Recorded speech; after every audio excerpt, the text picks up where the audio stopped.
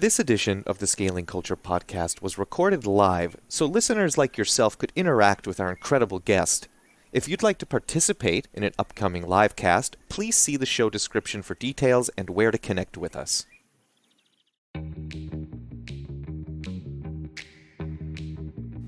You're listening to the Scaling Culture podcast, where we sit down with thought leaders who share their experiences building incredible workplace cultures. Today we meet with David Marquet, a student of leadership and organizational design, former nuclear submarine commander, and named one of the top 100 leadership speakers by Inc. magazine. David is the author of the Amazon #1 bestseller, Turn the Ship Around, and David's most recent book, Leadership as Language, is a Wall Street Journal bestseller. David speaks to us about the language of leadership and what we can do as leaders to empower our teams to make better decisions. Great. Thanks, Shannon. Thanks very much. David, welcome. I'm humbled and honored that you're giving us your time today. Where are you located, first off? Thanks, Ron. Well, first of all, your story is amazing. And I know we're both big fans of Vern Harnish, who's an amazing connector and thinker. So, so I'm happy to be on your show. I'm guessing I'm going to learn as much from you. I'm down in Florida.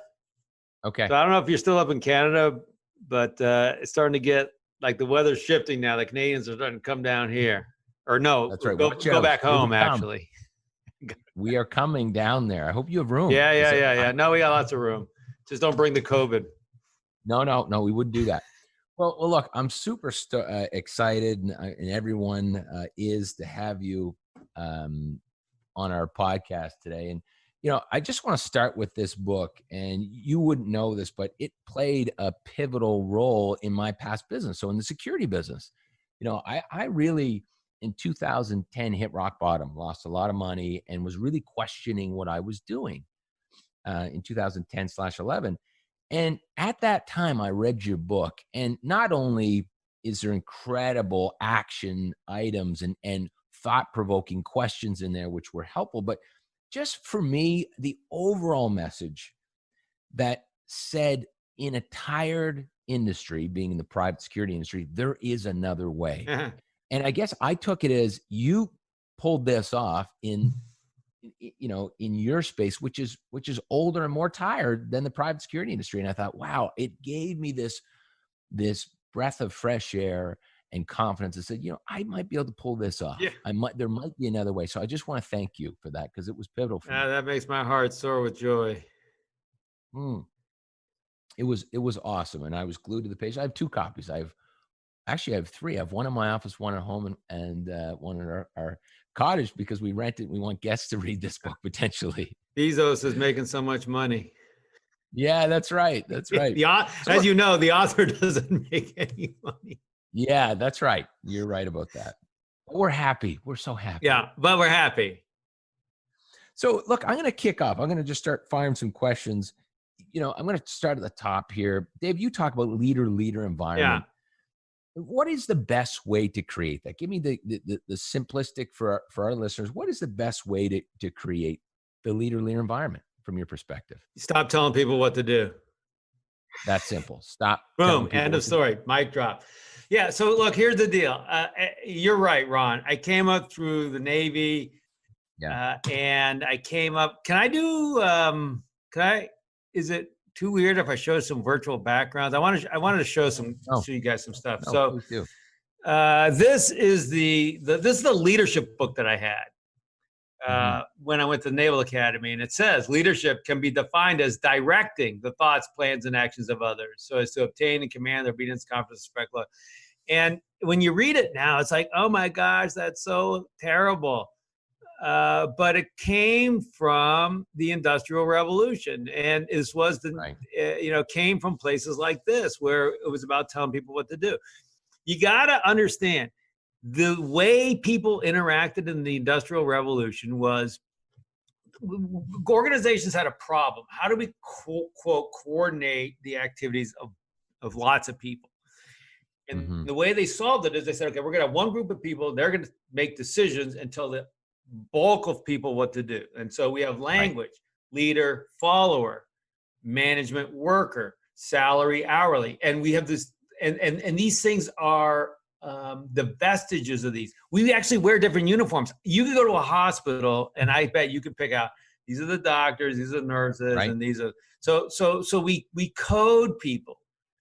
And we've created. Yeah, we created it. It's a man-made construct. It's not no law of nature. And I was sitting there one day, it's like, why are people not taking initiative? Why are they? And my instinct was, oh, you got to speak up. You got to do it. But that's wrong. They're not. No, because the star said, I talk. Yeah, because I keep telling them what to do. So I got to shut up and lean back to create this. I almost view it like the dominoes instead of lying into them. I like, you lean back to try to create this space. And for me, it was super awkward. I don't know about you, but this was hard because you're like, and what do you want to do? And then they're like, say nothing for like 10 nanoseconds. So you're like, up, too long, impatient. And you thirst for moving the organization forward. But what you don't realize is you're losing in the long run, because next week you're still telling them what to do. And the week after that, you never get out of this rat race. And it was so, it was hard for me, but it was like this magic, because people started coming out of the woodwork. These, the quiet guy, the dumb guy, the person who never said anything. Where are these all geniuses coming from?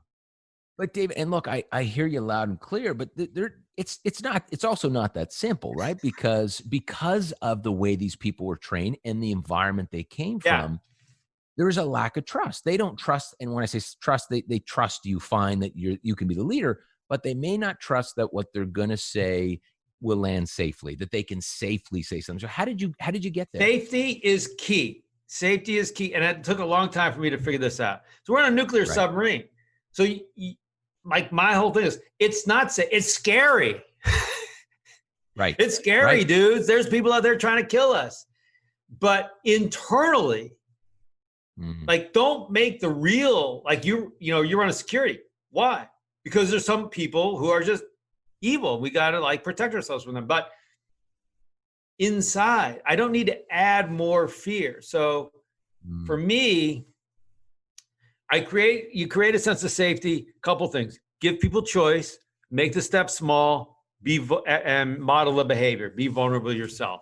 And so we would say things like, so first of all, when someone comes to me and says, well, tell me what to do, my instinct was, well, no, you tell me what we should do.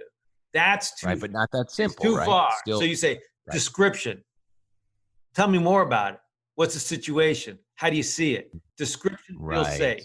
Then you say, well, what do you think? How do we get here? So softer, let me play that back for you. Softer questions, get them kind of thinking, get the conversation going versus bam, let's go from way left to way right or whatever. Yeah, but it's softer, but it's a deliberate way. It's description. It's not, we go description, analysis, projection. Description, what is it? Analysis, how did we get here? Projection, what should they do in the future? And that moves people from safer to less safe, from what feels more certain. It's very like, hey, what's the situation? This is what I see. That's not, the wiring in your brain doesn't take that through an emotional place. But when you say, what should we do? Now you're making a decision about the future. Decision making is always emotional. It passes. I love this. It passes through emotional wiring. Right, but this three-pronged approach. So describe the situation. Why is it like this? And what's the future look like? What should it be? And what should we do? There's a choice there. You could say the default for most organizations, I call them permission-based organizations. I would like permission to start a new ad campaign, hire this person, whatever it is. And then we approve it. We, the leaders, approve it. We pushed it a little further and said, why don't you try this? Say the words intent. Tell me what you intend to do. I intend to load a torpedo, submerge the submarine. Now, these are operational things. We were 99. I'm just going to say, David, when I read that, I almost thought like, geez, would someone be comfortable to say their intention? I was trying to really mold into that. Yeah, because many of the officers were already operating at permission. Right. And so I just said, you know what, just let's flip it a little bit. So permission is the answer is no, unless I hear yes. Intent means the answer is yes, unless you hear no. Now, it may sound trivial, but it's not. So when you go to someone, imagine you go to your boss and you say, hey, I intend to do this. Here's why I think it's the right thing to do. And here's why we're going to do it right. And the boss says, I don't have time to talk to you. Go, yeah, whatever. I got it. You're doing it. It's happening. Intent is what gives ownership and responsibility. It's 17 people are going to approve this. That's an invitation to irresponsibility. You can say, well, yeah, someone else, if it's wrong, someone else will fix it, blah, blah, blah. But if it's possible that no one else is going to get in the way of this. And when you say you intend to do it, it's happening.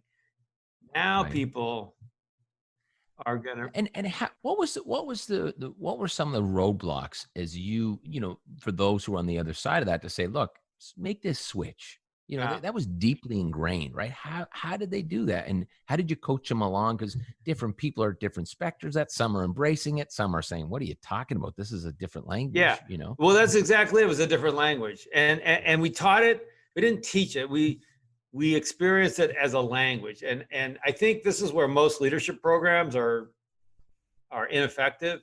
Is we teach it like history. That was nice class. words. You were very kind. Yeah. You were very kind. Yeah.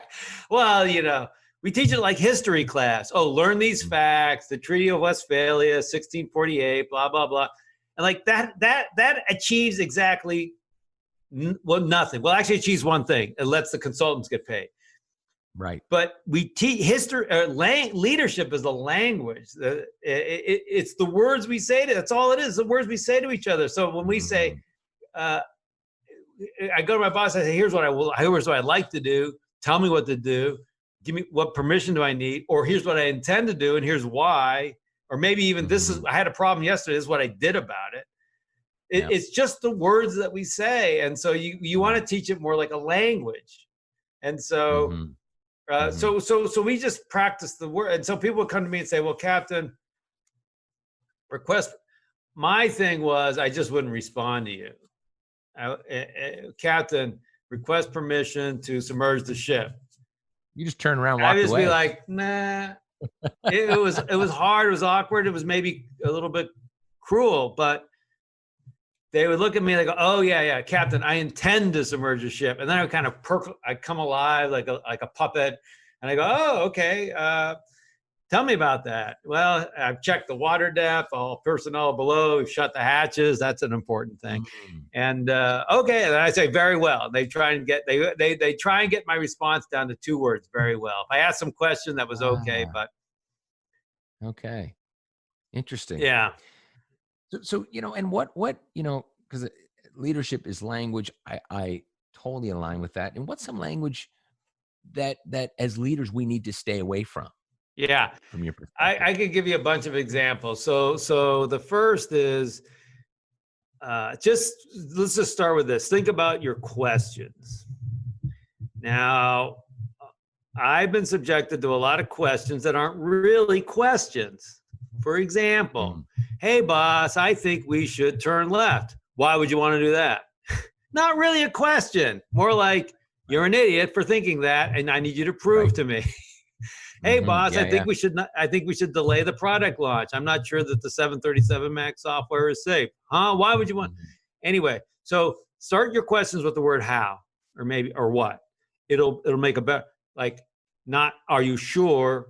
Is it safe? How sure are you? How safe is it? You'll get a much more nuanced response. It lands softer, because they also say, someone was saying, I don't know who this was, but they said why makes us defensive. And what I had heard the speaker say, and I can't remember who this was because every individual on the planet at the age of 2 years old had done something, dropped something, broke something. And as parents, we say, why did you do that? Yeah. And so we're kind of trained that we're a little defensive on why versus, to your point, how. Yeah, I've said it. I don't know, maybe it was me, but I like, in the right circumstance, why is okay. But in the context where hey, this is why. It sends a signal that I'm right, you're wrong. You got to justify your your Right. position. I'm defensive. Yeah. Right. And so it makes, and so sometimes people say, yeah, never mind. Just do whatever you want. And so some of my favorites though are, I call them the binary self-affirming questions. Does that make sense? No, I don't even know what binary means, but Yeah. please Binary. explain. So binary is yes, no. So does that make sense? Yeah. So that's an Got it. example. Okay. So in other words, it's a yes, no answer. And it's phrased in a way that what I want is, does that make sense? Right? We good? Right. No, you want Right. to ask the questions that make it, there's already social weight against being the guy in the back of the room saying, no, boss, what you just said does not make any sense to me. I don't understand what you're trying to Mhm. tell us to do. But David, are you saying like instead of leading the witness to yes or no where you want to be, you're saying open-ended? Not only Or that, not? what I'm saying is ask a disproving question. How could this be wrong? So give me an example. Walk me through an example. You're a couple differences. You're in a meeting, you got to decide whether to launch the product Okay. or do more testing. Right. Product scheduled for next week. It's an airplane, it's software, it's an operation, whatever it happens to be. Yeah. And so the first mistake is we talk about it and then we vote, which is the discussion aggregates people to the middle rather than Mhm. enhances the outlying position. Which is what you Right. want. Right. So what you want to do is like get people's opinions before you contaminate them with discussion. Then someone suggests, we call it embrace the outlier. Someone suggests an outlying opinion. Now you're curious. Hey, tell me more about that. Be curious, not compelling. What we normally see in meetings is, no, let me explain why I'm right. Well, you know what? I don't give a shit about you. But how about be curious about, learn something. But then let's say at the end, the groups waited. Now here's another thing. I think individuals make decisions, not groups. Groups do not make decisions. If you have the group make every decision, you're going to have, every decision is going to be a middle of the road decision. You're never going to have a bold, innovative business. So the individual makes decisions based on group input, not just based on the end. So anyway, so at the end, you say, you know what? We're going to launch a product. And then don't say, or you might say, I'm leaning towards launching the product based on what I've heard. How could this be wrong? What if in 6 months, let's imagine this turns out to be a bad decision. What do you think are the most likely reasons for that? And the software guy says, well, there's a security hole, blah, blah, blah, blah. And so you bring it out. So that's the idea, because now I can do something about it. I got it. So leaning into kind of that, playing the devil's advocate role to get the conversation going, to pull out those and make them more comfortable that may not be comfortable to say, look, here's what I'm really thinking. Yeah. Here's, and that's, I would start a lot of my sentences was, hey, let me tell you what I'm thinking about. Blah, blah, blah, blah, blah. We've made this decision to go north. It's based on the assumption that that's where the enemy activity is. But the enemy in D-Day, we just had D-Day. We just had the 6th of June. And one of the big victories in D-Day was convincing the Nazis that the invasion was going to happen at the Pas de Calais, because they had all these inflatable tanks and stuff in that part of England opposite the Pas de Calais, when it was really happening down at Normandy. So the enemy is deliberately trying to fake you out. And so the assumption, we're going to go north because the assumption is the enemy's north. But if it turns out they're actually south, I need to know that as soon as possible. Be open to those cues.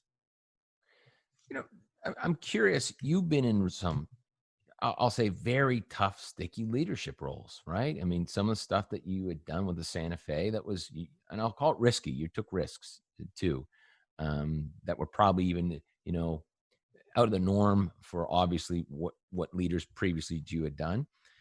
With today's landscape, with George Floyd and racism and inequality, what do you think that leaders, how should we be speaking to people? What should we be doing? What are your thoughts? This is international now. This is, and it's a deep problem. So first of all, look, racism is evil. It's not a neutral. It's not like I like Toyotas and you like Hondas. Right. It's an evil thing. Mm-hmm. Humans have some wiring that makes you suspicious of strangers, and there's some innate thing, but that's not helpful in today's modern world. There's no place for it. Our whole approach to leadership, you can't have racism on a submarine or a military unit, or and it's evil in society. We have to actively work. It's not enough to just not be a racist. I think you need to be an anti-racist. And so we're grappling, like, I don't want to just feel like we're jumping on the bandwagon and putting an email out or a banner out, but in my company, what we're doing this week is we do a weekly, normally do a weekly video, and we're not doing it this week. I told everyone, okay, we're not going to do that. What I want everyone to do is educate yourself. And everyone could choose whatever book they wanted to read. I'm reading The Color of Law. Some people are reading Maya Angelou's book, How to Be an Anti-Racist, a different book, How to Be an Anti. Anyway, everyone's kind of picking their own book. And then on Friday, we're taking time to talk about it. I'm not an expert. I don't know why these things are so hard to beat out of society. Clearly, it's very disturbing. And I think you need to talk about it with your team. And for us, they've been some pretty good conversations. And not everyone feels exactly the same. Yeah. But it's clearly wrong. And not everyone has like, how are we going to fix it kind of approach. But we all agree that it's wrong. But I love your approach on, look, let's have an environment. Let's, to your point, one of the things you're doing is let's all read a book and have a discussion. But what I'm hearing at a high level is it's our job to create environments to drive discussion, because everybody does, have their own experiences and their own thoughts. And so we should bring those to the table with our organization. Say, look, let's bring this to the forefront. No elephants here. Let's have a discussion around everything. Yeah, I mean, in the old day, you would never have a conversation like this. I've never had a conversation like this ever at any workplace I've ever been to. Well, in the Navy, you're just told our position on this is like, for a while, our position was no gays in the military. Then we were told, no, that was wrong. Now our position is it's okay to have gays in the military. I always thought, like, what's the big deal with, but whatever. I was told what my position was. But I think the difference. But how do you deal? Let me ask you a question on that. How do you deal with that? Because hierarchy, I mean, that is what it is. How do you, as a leader, deal with that? Because I'm sure that some people out there who are listening have different views from their leader. Yeah,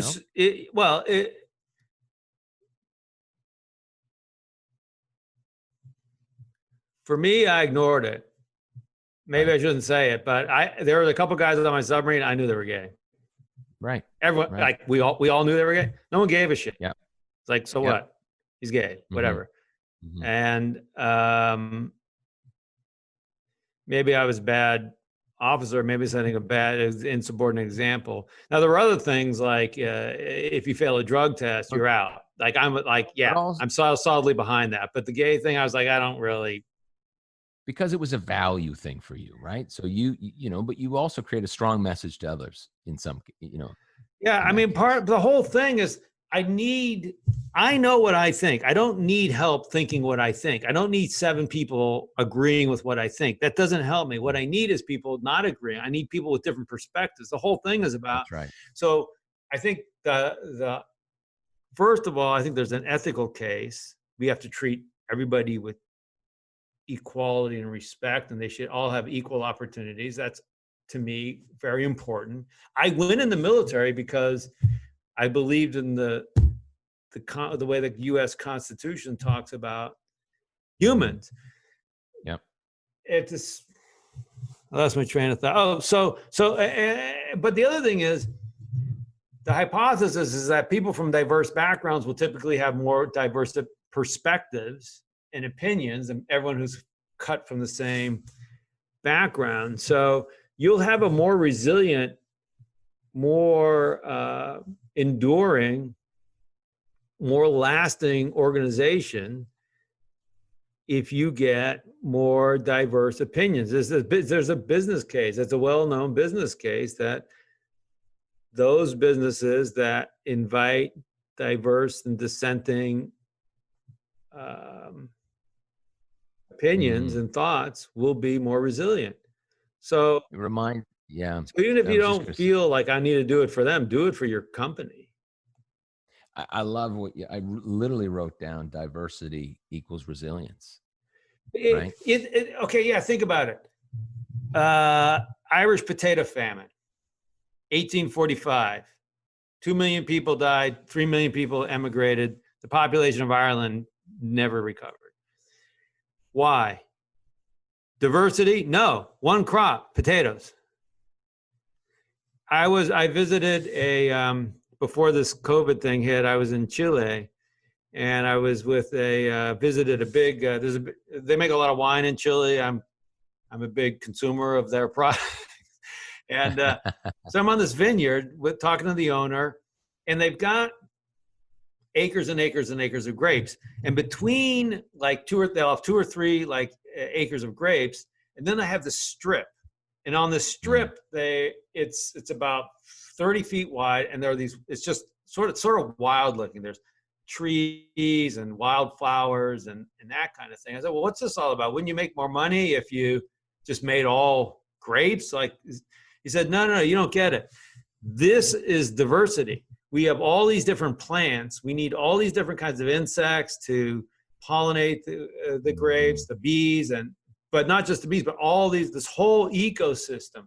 And if all I had were grapes, I would do great for 20 years, and then something would happen and I'd be entirely wiped out. And it's this diversity. The diversity makes me resilient. And you can talk about it from a theoretical aspect. Well, when I saw those strips where they had dedicated acres and acres to strips of wildflowers, it's real. Yeah, absolutely. I was going to say, it reminds me, there's a local guy here, John Risley, and he's always got incredible stories. And he talked about visiting Facebook, and he met with their director of HR. And he asked the question, he said, how do you guys drive diversity here at Facebook? And as the story goes from him, the HR manager said, look, there is no way that we can build the best company on the planet with a bunch of people that think the same way. We don't want a bunch of middle-aged white people sitting around the table all thinking the same way. We need absolute different backgrounds, different cultures, different ethnicities. We need diverse thought and diverse debate to get to the best solution possible. And I thought that landed really well, and it was really well said. I was impressed by that story. Yeah. And well, here's the other thing though. Once you make a decision, you don't need to convince people that they're wrong and you're right. Let's say we have a really good conversation. Launch the product, don't launch the product, launch the product, don't launch. And then we make a decision. Launch. We're going to launch. And the people, they come up to you afterwards, say, I think it's a really bad idea, blah, blah, blah. You don't need to give them some patronizing, well, let me explain why. Say, fine, you're right. It might be a really bad idea, but we don't know is the best, right, making the best call right now. Can your head of ops, can you support product launch physically with your actions? You can think it's stupid, but can you physically support it? Yeah, we'll support it. I still think you're an idiot, but we'll support it. Hey, fine, hold on to that thought. I'll give you a chance to prove it right. But for now, this is what we're going to do. So let people rest, respect that. It's so annoying to say, well, we're going to launch. Let me explain why you were wrong. It makes you feel like you're broken or something. Plus, they might not actually be wrong. That's right. Right. We always say, here's what you know. Here's what you don't know. Here's what you don't know that you don't know. Exactly. And the secret circles got bigger as you drew them, Ron. That's right. Look, I want to ask you quickly about, you asked this question, and I love, by the way, the thoughtful questions. Taking a page out of your book for the book Scaling Culture, I just love that you asked deep, thought-provoking questions at the beginning of chapters. That was the first time I saw that done, and I loved it. And I'm going to use that idea. It was great. It really hooked me to continue reading. Right? It really did. It was impactful. It really made me think before I even went any further. So I love that. Was that a strategy, or was that just, hey, this is a good idea? I'm just curious. The question before each chapter. Yeah, that was just a lucky All right, you're lucky. strategy. All right. Well, I love your lucky strategy. No, I was trying to say, like, if I were reading this book, what would be the most helpful thing? Mm-hmm. And I was like, what do I want people to think about? To me, we have an epidemic of people just doing whatever they're told. Okay, what we need is more people to think and make independent. Like, how is it possible Kim Kardashian gets $1 million for an Instagram post? It's because a bunch of mindless people follow and they say, oh, buy whatever, and then they buy it. Like, think for yourselves, people. I mean, I'm not trying to bash her. She's got a brilliant business model. I'm jealous, but it's only because we have an epidemic of non-thinking, compliant sheep. That's right. Well, look, in the book Outrageous Empowerment, the subtitle was "Give People Their Brains Back." I know. I love that. That's exactly right, Ron. I love it. Yeah. And so you asked this question: do you have a rich organizational legacy? And then you made a comment. You said, "We did, but we weren't using it." Can you tell me more about that? I missed. Do you have a rich organizational legacy? Yeah, and then you commented in the book. So the question you posed in this chapter was, "Do you have a rich organizational legacy?" And then you made a comment after this in the book. It says, "We did, but we weren't using it." Yeah. Can you tell me more? I was really, I love that. I love the question. And then the comment got me really curious. So we were in the U.S. military, and my trajectory in the military was I was in there during the Cold War, and you had a great sense of mission. You had a sense of purpose. We're gonna win this thing. We're here for. We would talk, and then we talked about that, and then by the time I became a submarine commander, now the Cold War is over. Right. And 9/11 hadn't happened yet. It happened on almost the last day of my time in command. And so we're like, we sort of stopped talking about why we were there and why are you here? Oh, so I can earn credits for a college degree. Why are you here? Oh, it was the best alternative to just hanging out and with my friend. Like, no, we made an oath to support and defend the Constitution. It was embarrassing to talk about. People didn't talk about it. Now, I personally felt that the Constitution is an important document. And yeah, because at a high level, that's what they're there for, to defend. Yeah, I said, like, what is the, like, now here's the key. In the United States, you don't defend, the military doesn't defend the president. We defend the Constitution. So, okay. Interesting. Yeah. So, and one of the things that Hitler did, the very first thing he did in the Wehrmacht was he had them re-sign their oath. Instead of supporting the German Constitution, they supported him as a personally. Mm-hmm. So anyway, it's just a little side note, but so we were almost embarrassed. It was awkward to talk about it. And I was a geeky kid who I was sort of missed the social cues that you really weren't supposed to talk about it. And I said, no, I believe the Constitution is a great document. What does it say? I don't know. Well, let's take a look. Like life, liberty, and pursuit of happiness. How do you feel about that? Yeah, that's good. Okay, that's why we're here. Right. Okay, and then so now there's a near field, far field effect. Like you got to say, I need you to clean this bilge, climb in that dirty, wet, nasty little hole and clean it. Why? Because I got to make the submarine clean, because then a clean submarine is quiet. So quiet submarine, we stay alive. Okay, I got that. Mm-hmm. But then there's like this far field. I got to test, so why do we even have this thing? And why are we even here? Why am I leaving my family for 6 months? That's not something that a lot of 19 and 20-year-old people are asked to do. And I I make go the assumption they thought about that before they showed up, and that was a wrong assumption. You read it like it's in here, but it's not in here yet.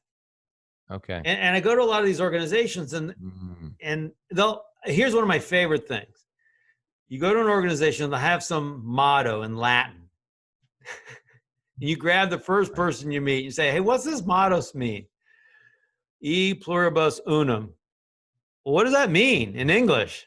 I don't know. Like, it's just BS. Yeah. Interesting.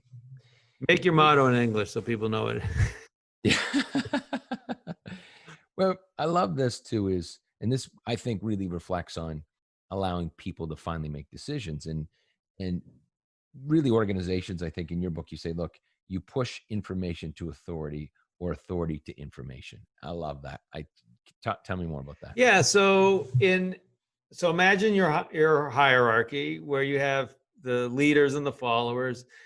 So in any organization, the authority, we've separated authority from information. The people at the top have the authority to make decisions. The people at the periphery, the person flying the airplane, doing the operation, writing the code, standing at the gate, the security guard standing at the gate, they've got the most nuanced information about the situation. So the way industrial age organizations solve this gap between information and authority is they channeled information to authority. And so you can buy software that will aggregate what everybody knows, comes up to some big brain, which makes a decision, and then we push it back out. But organizations do that too. This is your title. Yeah. You have authority, right? This is the flawed approach. This was the approach for the factory that I showed you. Right. The best, that's this approach. What you want is to push the authority for making decisions to the people who natively have here, I'll show this picture, who natively have the information. In other words, don't natively being closest to? Yeah, the people who just naturally have they have the information because they're the ones, they're sitting in the client's office, they're in the code all day long. They know exactly how complex that software is. They know where the potential is for security holes, way more than you do. So let's let them make decisions. We say let the doers be the deciders. Let the people doing the work make decisions about the work, as opposed to the industrial age where one group made decisions, told the other group what to do. Mm-hmm. And that is part of buy-in too. If I'm part of the process, I get right. Yeah. The people who are part of the process won't fight the process. Mm-hmm. And last question, then I'm going to flip over to some Q&A. We got lots of questions coming in, David. And I know the military, it was interesting because in my security business, which I sold in 2016, I really worked hard. Thank you, to get people through change. And this was one of the most frustrating things. It literally was. I talked to consultants, and here's the change cycle, and here's where you start, and you have to do this and do this and do this. And it drained it.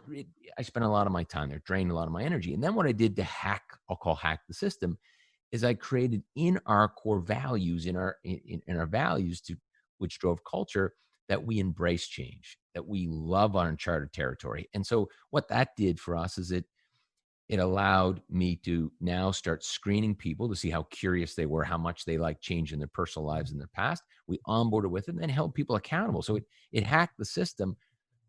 But I certainly, I guess my question is, in the military, if you couldn't get someone on board, what did you do?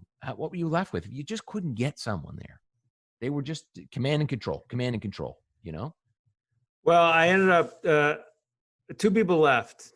I didn't fire them because they selected out of the program, but one of them was the second in command when I got there, and he ended up being a big problem. And he ended up, I'm not a super skilled bureaucrat, but I had some tricks. So yeah, I did what all bureaucrats do. I promoted him out of the system. I said, "Yeah, you're doing a great job. Let's find another job for you in the Navy. How's that sound?"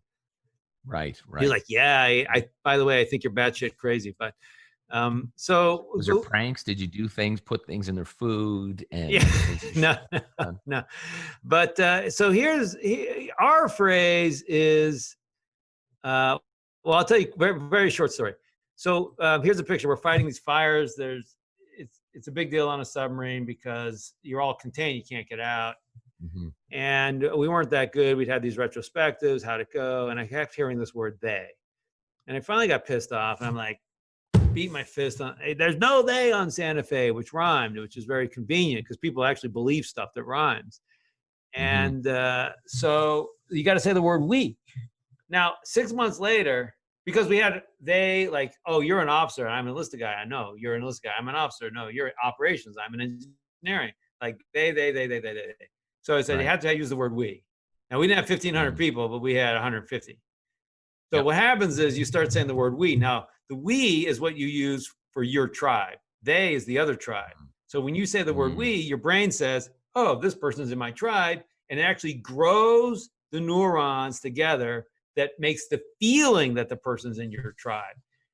So what happened is people would come on the summer and say, this is the most amazing culture of teamwork. And I laughed. I was just literally like, what? We never use the word culture. We have a rule that we use the word we. And so our phrase is we act our way to new thinking. We don't think our way to new action. So we take action. So I love the fact that you identified change in your core values, but you did things so that people changed.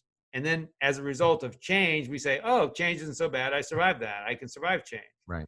It's the action that results in rewiring the brains. That's how humans actually change. Love that. Let's do this. One, I want to give a quick shout out. I hope Linda McCormick, who I got an email from the other day, who's from the Bank of Ireland. Linda, I hope you made it here. I know you were trying to get the link and you were hoping to join us, so I hope you're here. Shannon, can we switch over? I'll let you call out the questions. You've been watching them. And Dave, let's try to do rapid fire. We've got about 10 minutes, so I'll give you let's try to do 2 minutes or below. I got it. All good, all good. Can you hear me okay? Yeah, you're good, Shane. Go ahead. Awesome.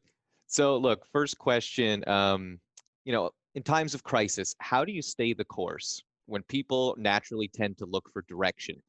And especially when tough calls, like, for example, maybe slimming a business down have to be made. How do you stay the course with Great question. this intentional leadership in times of crisis? So first of all, you recognize that in times of crisis, there's uncertainty, and it's gonna bias you towards inaction. Try and resist that. Don't follow your instincts. There was an interesting study. They said, imagine you're at the end of a course. You don't know whether you pass or fail, but you have the opportunity, or you're on the edge of passing or failing. You have the opportunity to buy a cheap ticket to Hawaii.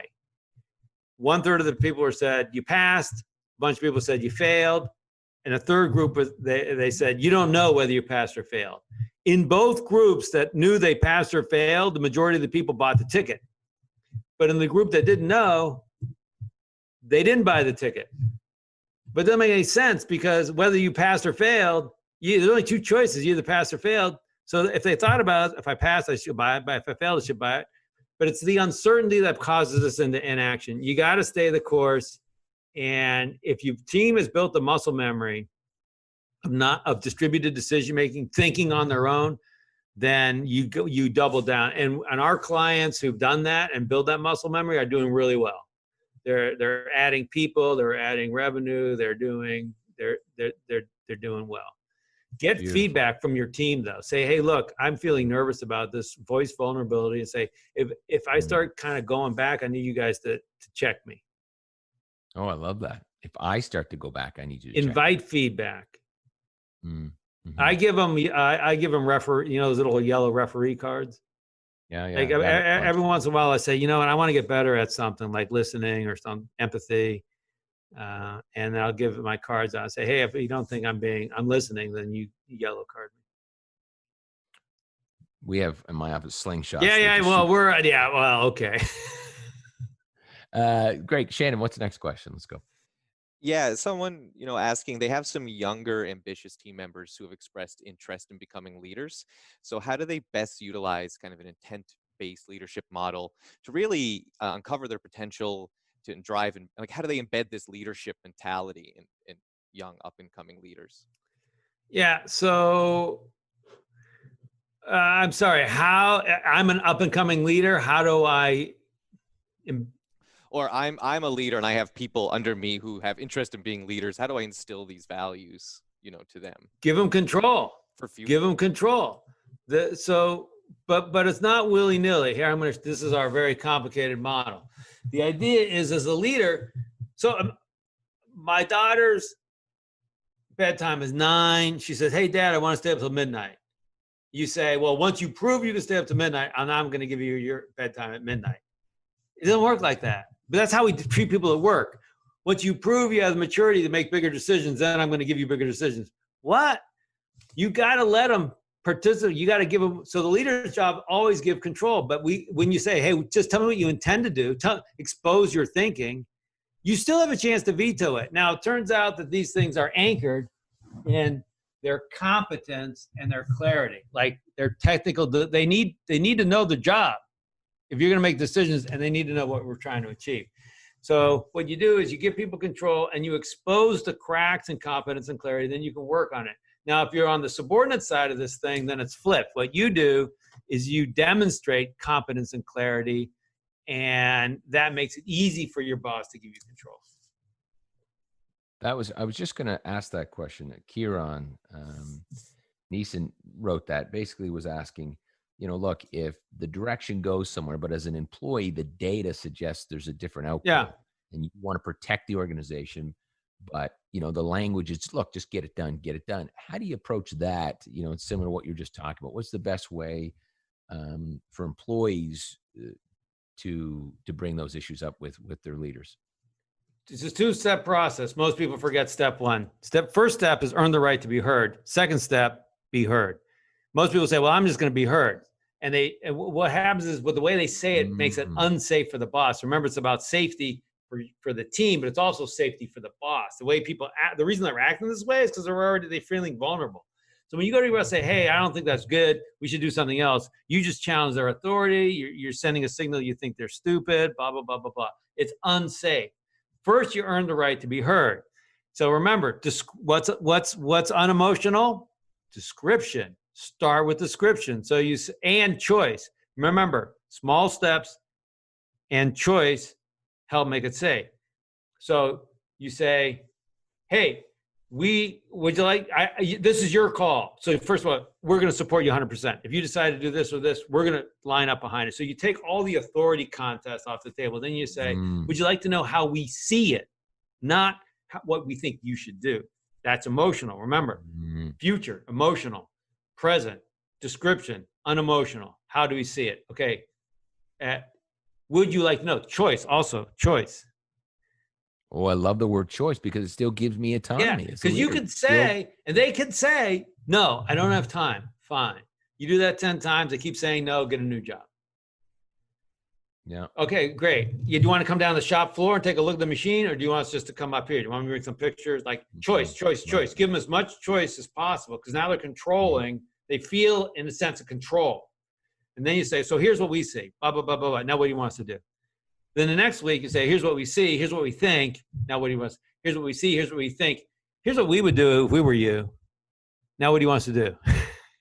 But you got to earn the right to be heard first by exposing your competence and exposing your thought process.